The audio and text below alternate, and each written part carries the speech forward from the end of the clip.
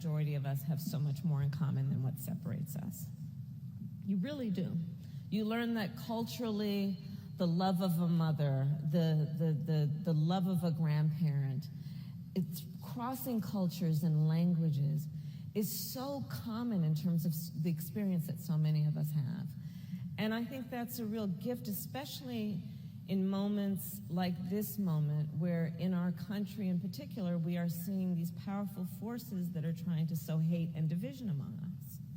Those of us who have been raised with a lived experience then of understanding commonality, I think have a particular commitment and conviction to make sure that those that would try and separate actually don't win in terms of that approach.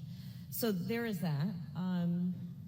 You know, my mother came to the United States by herself at the age of 19. And she was part of one of the first waves of Indians to come to the U.S. She came in, I think, 59. And let's talk about my grandfather. My mother was the eldest. And so we all know culturally what it means to be the eldest, to the chagrin of our younger siblings. And she actually applied because she wanted to be a scientist and she wanted to study in what was considered to be one of the best schools. And so she kind of secretly applied to UC Berkeley. Go Bears. And she got accepted and she told my grandfather. And she said, I want to go. And my grandfather was a very progressive dude. He looked at his eldest child, who was also his daughter, and said, okay, you go. So at the age of 19, you know, this is transcontinental flight. She'd never been to the United States. She went. And in many ways, when I think of my mother's story, I think of the culturally that she was so comfortable and clear about where she came from and who she was. And she had a unique ability to, I think, really infuse in us a sense of pride and a sense of understanding that we should not let anyone define our identity. My mother would often say, you don't let people tell you who you are, you tell them who you are.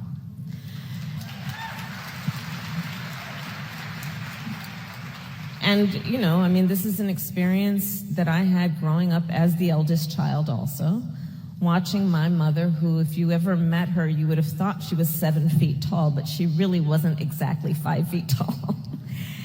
And, you know, she was this brown woman with an accent. And I also was acutely aware as the eldest child of how she would be treated.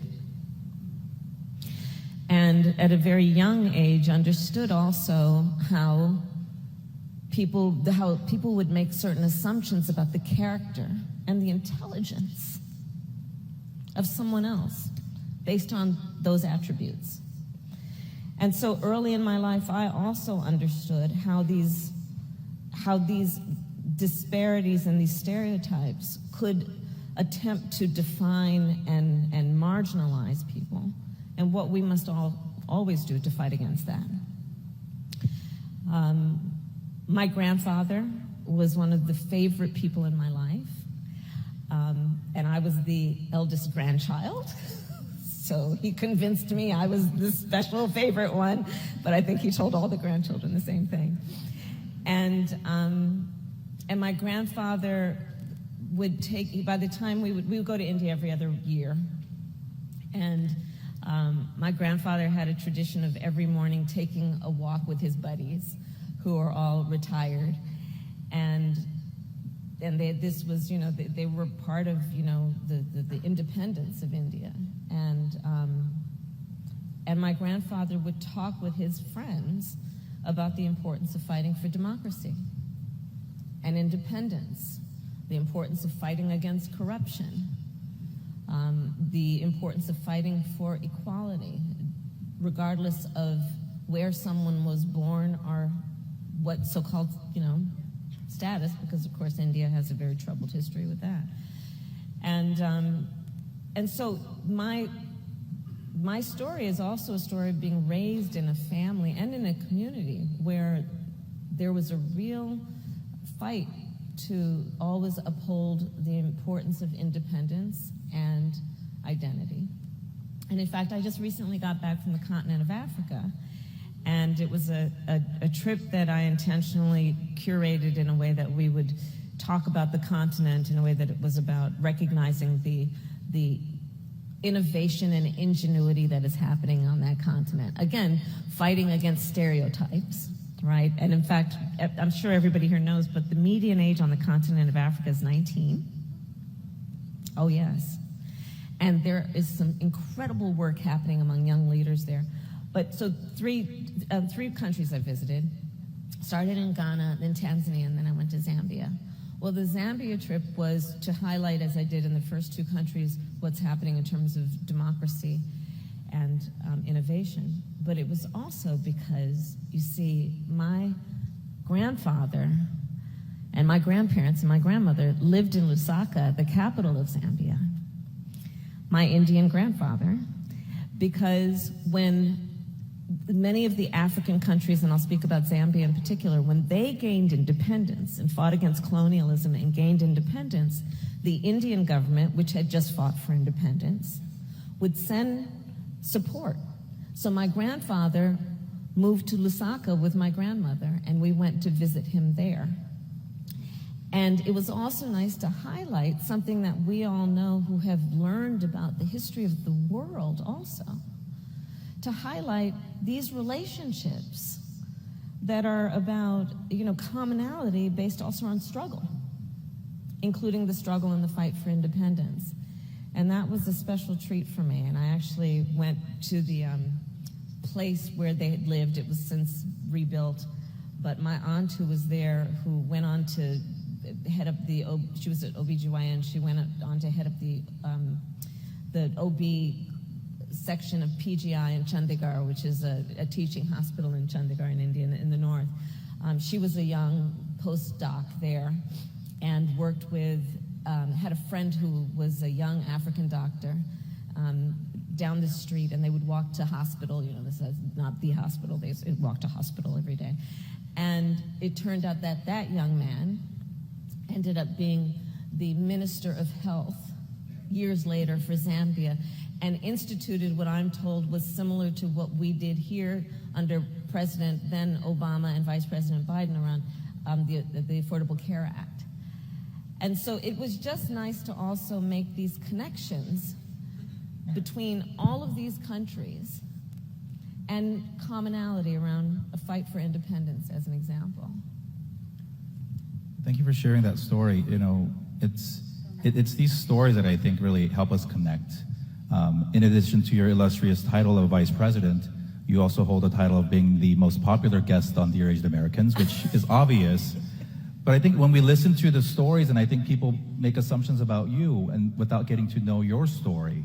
And so when we say representation matters, yes, it does, but we also have to do the additional reaching out and learning and asking the right questions of, where are you from? Why are you doing this? And what do you want to do? In positions of power here in Washington and across the country, we're seeing more and more folks of Asian American, Native Hawaiian, and Pacific Islander descent choosing to run for office. And that's not really on the menu of things that were approved.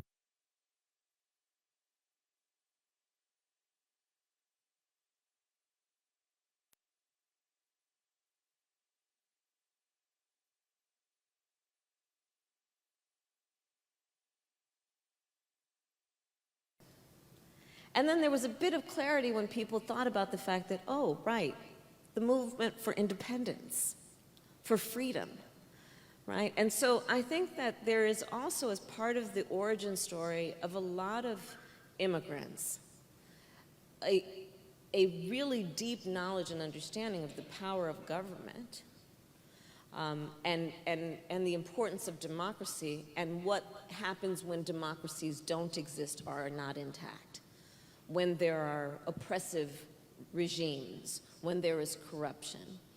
And so it is not as though the immigrant story is that one comes here and has no knowledge and awareness of it, right? And I think that's a really important point to acknowledge. It is a matter of then whether one, decides that, do I want my son or daughter to become a doctor? Or, okay, law school is okay.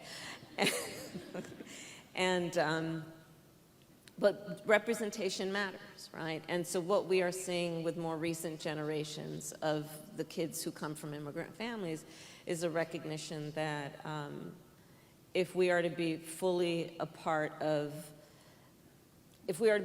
actualized, we should not be excluded from any system, and we should not self-select to exclude. And I think that's part of it. I think also part of it, frankly, is, I saw a lot more activism in terms of social justice and civil rights activism after we've had awful incidents, like the hate crime that happened against people who appeared to be South Asian or Muslim or were profiled, right, because they were wearing a turban after 9/11. And what ended up happening around just understanding, you can't expect other people to fight for your rights. We build community and we'll build coalition, but one has to also step up and make sure that we are all in the room when these fights occur so that each person can offer their voice based on their lived experience. And I think we have seen that happen more and more.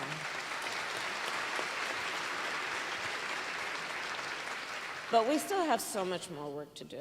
And it is also about political activism in terms of just voter participation. But for example, I'm going to be in Georgia later this month, and the AAPI turnout for not only us, for Joe Biden and me, but for Warnock and Ossoff, really helped determine, if not was determinative, in terms of the outcome of those elections. So there's work that we have been doing also to get people more actively involved, and people are seeing themselves in the system because of the people on the stage and in this room, and I think that we are seeing more activism as a result of that, and it's sorely needed. It's sorely needed.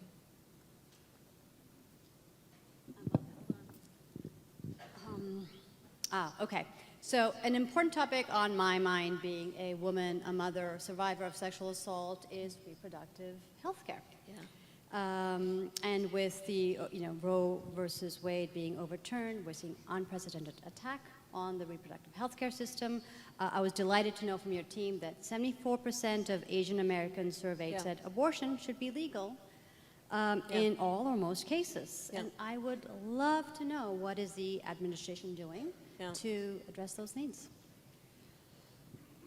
So, first of all, thank you for being so courageous to tell your story. And this is an issue that I think is something that demands and requires all leaders to speak up. And we all need to build on the movement that started before and led to Roe v. Wade being decided, and we must pick up to move forward and get a United States Congress who has the courage and the willingness to pass legislation that would put the protections of Roe v. Wade into law at a national level.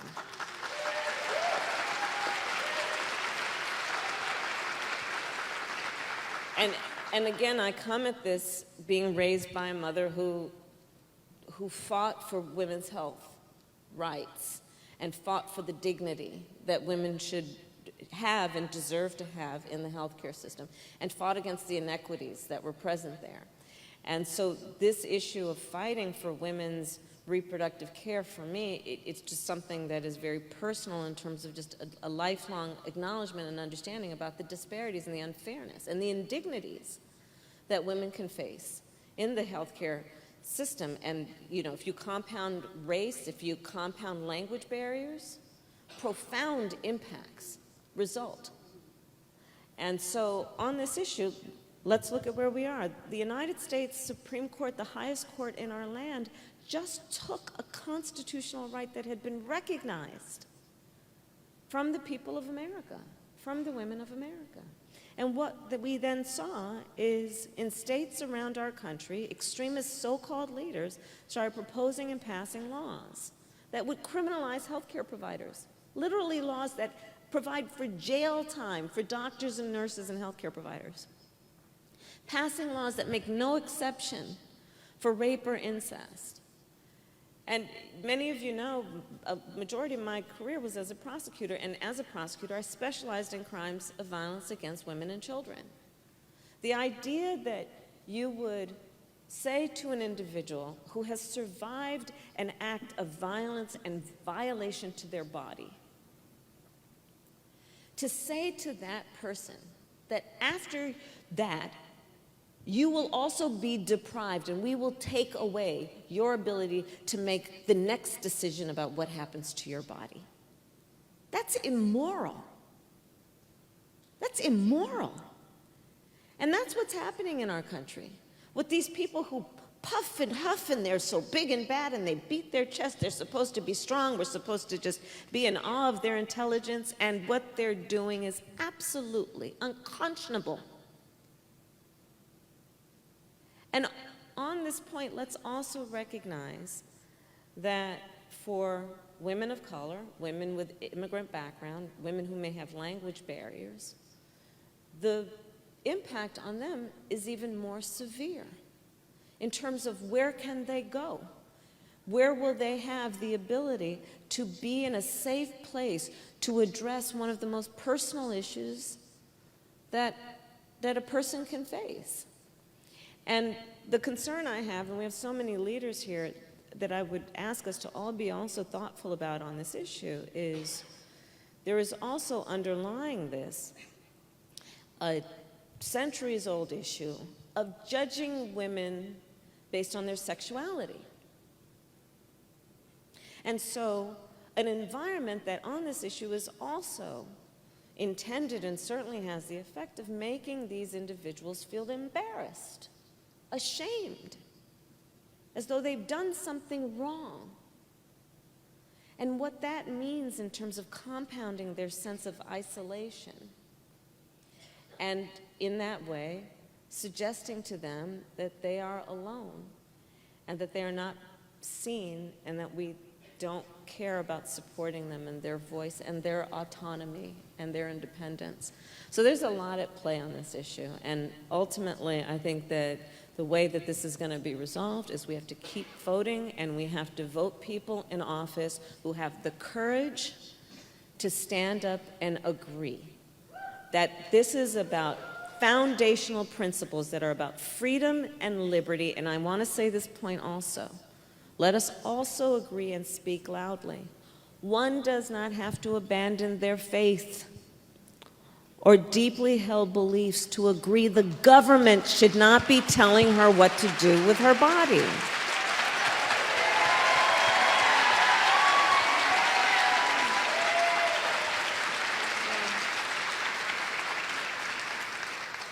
But talk about going backwards, all right? So you look at this moment we're in, where a lot of the work that we've been doing as administration, I think today demonstrated that, has been to address what we must do in terms of empowerment of communities, but also to fight against injustice, right? And when we think about where we've been in the last few years in terms of everything from anti-Asian hate crime to what we are looking at in terms of attacks on fundamental freedoms like those of a woman to make decisions and a person to make decisions about their body, to the attacks we're seeing on voting rights, to the attacks we're seeing on LGBTQ and trans folks, the attacks we're seeing where there are literally, can you imagine in this year of our Lord 2023, book bans?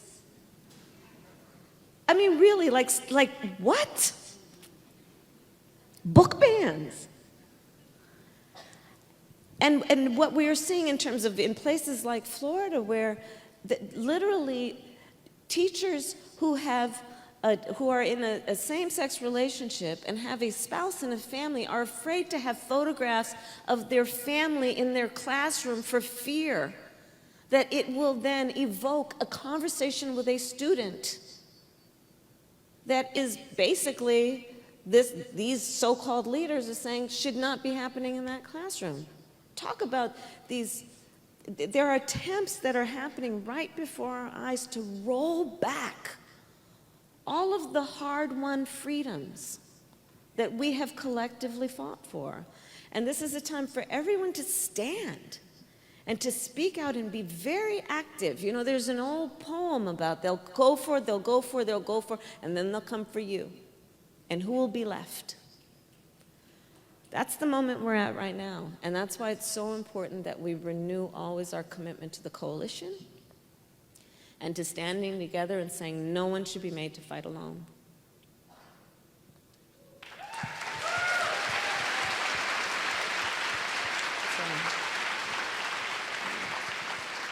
Thank you so much. You know, speaking of coalitions and allyship, our community felt that very strongly over the last 3 or 4 years as attacks, racist attacks, hate crimes, and even murder against people who look like us in this room have risen, and gun violence is something that we continue to deal with. And there are moments in that, or there's some positives in that many of us in this room have either become more active in the community or have recommitted to continuing to fight the work. And we find friends in different communities who share, and we finally realize that we are not so much different after all. Can you address what you and President Biden and the rest of the administration are doing to address the continued attacks on our community, particularly with gun violence? So we are seeing a rise in hate crimes, period. Right? I mean, my husband, the first second gentleman of the United States of America, has been doing a lot of work fighting against anti-Semitism. And so we are seeing a rise of that, a horrendous rise in Asian hate crime, where grandmothers are afraid to go to the store, and their families are afraid for them to go to the store, which is part of their routine and their social, traditions.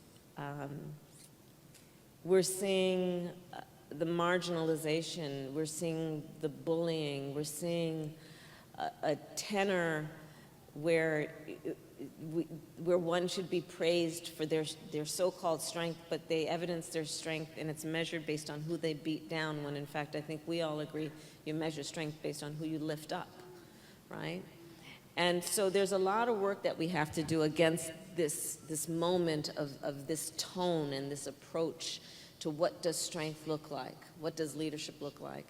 And in that regard, on the issue of gun violence then, there are a number of specific things that have to happen. In terms of, to your question, what our administration has done under President Joe Biden, we have passed smart gun safety legislation for the first time in 30 years that moves the ball forward. But we've got more to do. We have more to do. We should have a national ban on assault weapons. These are designed, these are weapons of war. They're weapons of war that have no place in the streets of a civil society. We should have red flag laws. We should have background checks. Why should we have background checks? Well, because you might want to know if someone has been found to be a danger to themselves or others before you let them buy a gun. It's just reasonable. And we cannot be seduced into perpetuating this false choice that suggests that you're either in favor of the Second Amendment or you want reasonable gun safety laws. It's a false choice. I support the Second Amendment. I also want to see an assault weapons ban. I also want to see universal background checks. I want to see red flag laws. I want to see that our babies are not sitting in a classroom where they should be able to learn how to read and write and explore their ideas about what the future of the country can hold, but instead they're sitting there also being taught how to hide in a closet and be quiet if there's an active shooter in their classroom. That's what's happening. I grew up in California where, you know, I'm going to date myself, but when I grew up, you know, the only thing we had to learn was, you know, duck and under a table if there's an earthquake, right? Now our children are literally afraid. I have talked to kids who say, I like this class and I like this, but I don't like going to fifth period. Why don't you like going to fifth period? Because in that classroom, there's no closet.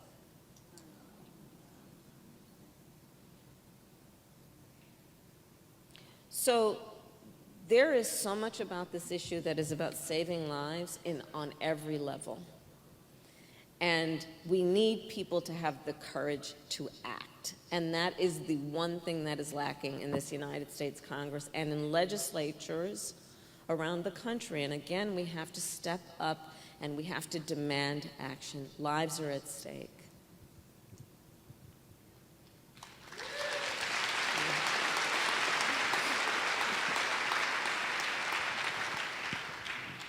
Madam VP, it is Small Business Week. Yes. Yay! Moving on to a different subject.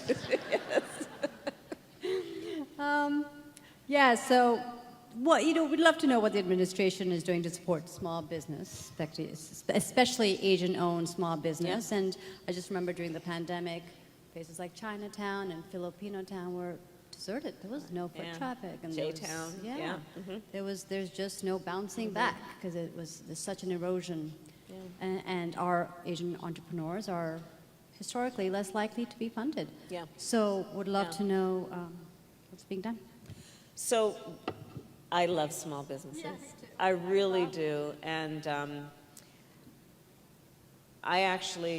we had growing up, my mother would work long days and weekends and from time to time, and there was a woman who lived 2 doors down from us, Mrs. Shelton, who, if our mother was working later on weekends, we would go and stay with Miss Shelton. And we lived in the apartment above her nursery school. She was a small business owner. And her role was to be almost a matriarch in the community. She was not only a business leader, she was a civic leader. She would mentor. I would see her from time to time counsel young parents. She was part of the fabric of the community. And that's who small business owners are, right? They're the ones who will sponsor the local softball league. They are the ones who, you know, will recognize the people who come in and notice if you're having a good day or a bad day, and if it's a restaurant, maybe sit you down and know exactly what you like to eat. And not to mention that half of our workforce who works in the private sector, not in government, either runs or works in a small business. So there are many, many reasons to support our small businesses, and the point that you are making is a critical one. Not all of them have equal access to capital. So when we think about younger small business owners, it's interesting, I think they more self-identify as entrepreneurs, but they are actually small business owners. But with great ideas and with ambition, which we want to encourage, but don't necessarily have generational wealth and access to capital. So the work that I've been doing has been, it actually started in the Senate, working with some of my colleagues in the Senate. We got $12 billion extra to put into community banks. And so our administration has been building on a lot of the work that is about bringing private equity investment and private investment together with what we are investing in community banks to increase the capacity then from people who are in the community to give capital and access to capital to these small businesses to start as startups, but also to grow and expand. And we're seeing great return on that. Under our administration, we've also seen an historic increase in the number of small businesses being started, and many of whom are in communities of color. And it's work that we have to continue to do. But to your point in particular, when we're thinking about Asian small businesses, and of course it ranges. You know, it's everything from construction to a daycare center to a restaurant to it ranges. The work is just literally about understanding the value of that small business to that community, culturally, understanding, to your point, there are people in that community that want idli for breakfast. And so the South Asians here know what I'm talking about, right? And that's the only restaurant that will make idli for breakfast, right? But, you know, the big bank won't necessarily know that. But community banks do. And they understand then the importance of a particular product or service to a particular community. So yes, that's a good idea, and let's fund it. So that's the work that we're doing.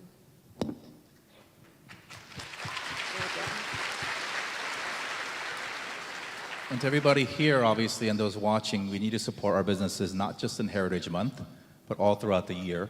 Because when you spend money at our businesses, we then go take that money and give it to a friend, a neighbor, another small Asian business, and that's how we're going to make our community stronger.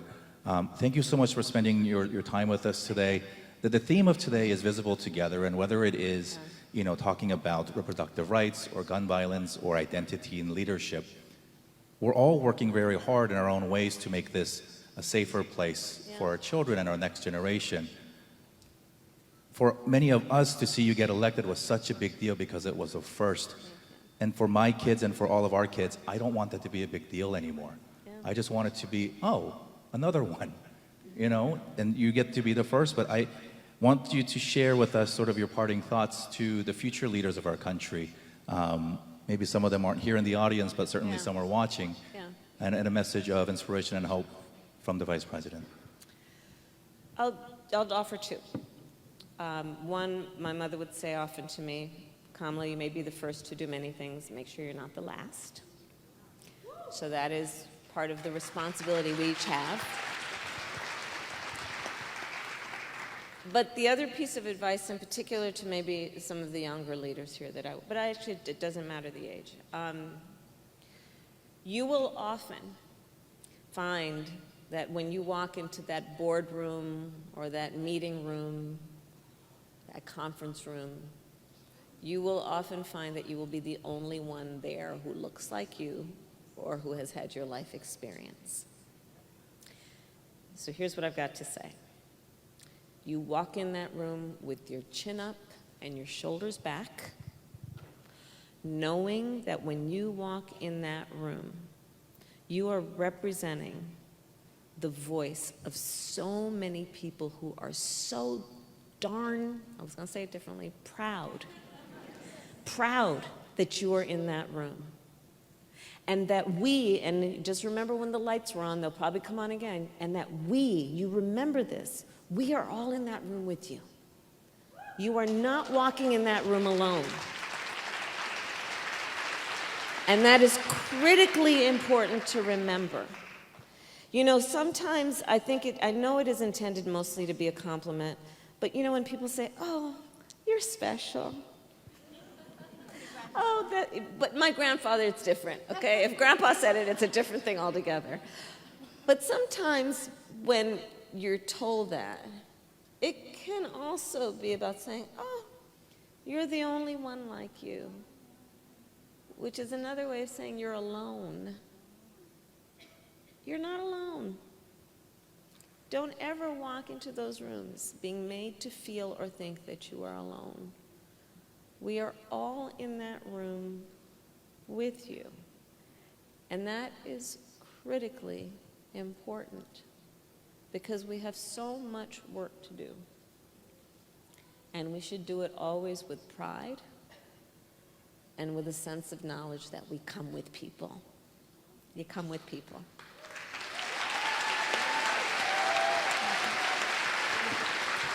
Vice President, everybody.